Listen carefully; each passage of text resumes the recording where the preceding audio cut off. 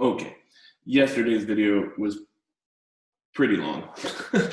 Let's try to cut this one down a little bit. So basically, today what we're going to talk about is like how energy production works. This is not talked about enough. It kind of boggles my mind that like the entire process of like energy production, recharging, and whatnot, it's kind of just like forgotten about. Like, nobody really dives in, mentions it, whatever. You go to any weight loss program, it's like they just don't explain to you how you're actually burning calories, and it's like I'm pretty sure it's important for you to understand how like the stored fat that you have is getting converted to energy. If you don't think that's important and you don't want to know, maybe don't watch this video, but like I'm just going to show you how that like with doing basically nothing, you can get your body to burn fat for you. So and like you're going to get better energy along the way. That's really the crux of this whole thing. It's like just get your body to work for you, not against you. That's really what we do. So sorry, that was super gross. Here's it. I'm gonna share my screen. Rub my nose for another second. Okay, got it. Should probably cut down a little. Okay.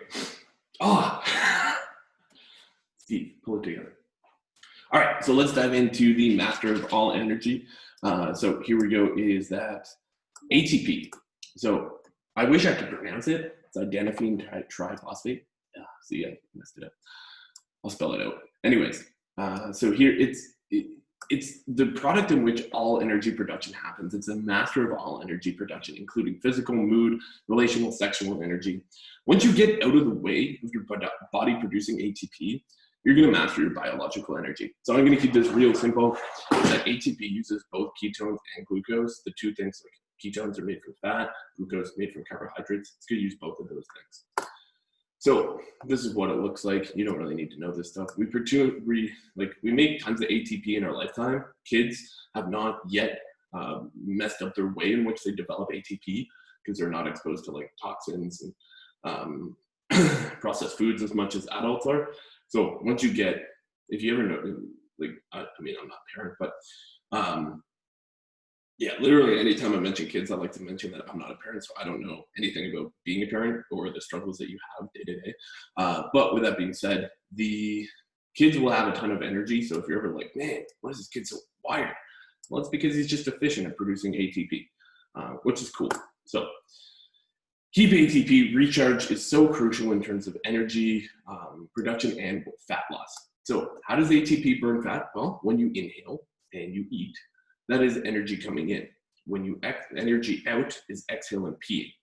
So anytime you're using stored energy, whether it be the calories you have available into your stomach or the calories that you have available, I mean, it's not actually calories. Like what happens when you store adipose tissue is it breaks down into a certain cell, and then that cell, once it is ready to be mobilized and transported by the body, it turns into this. So it is 55 carbon dioxide plus 52 cells of water.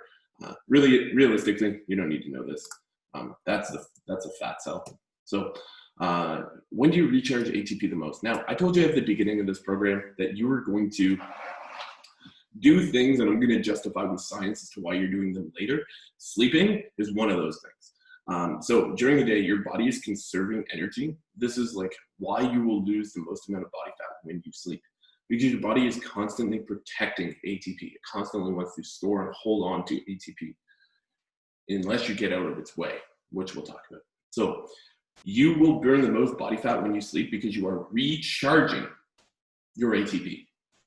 All right, so what does that mean? So when you have, you're creating ATP, you're recharging it, that's when your body burns fat. It's very hard to burn fat during the day because your body is conserving that energy and it doesn't want to just give it up. But when you sleep, let's say like last night, I had a great night's sleep. I went to bed at 9 o'clock and I was up and I was awake and I was like, look, you know how you look leaner in the morning? Part of that is you just haven't eaten anything. That's one part, obviously. Another part of that is your body just spent the whole night recharging your ATP. And so it's taking the stored fat that you have and using it for energy. So this is why I beg you to get a good night's sleep.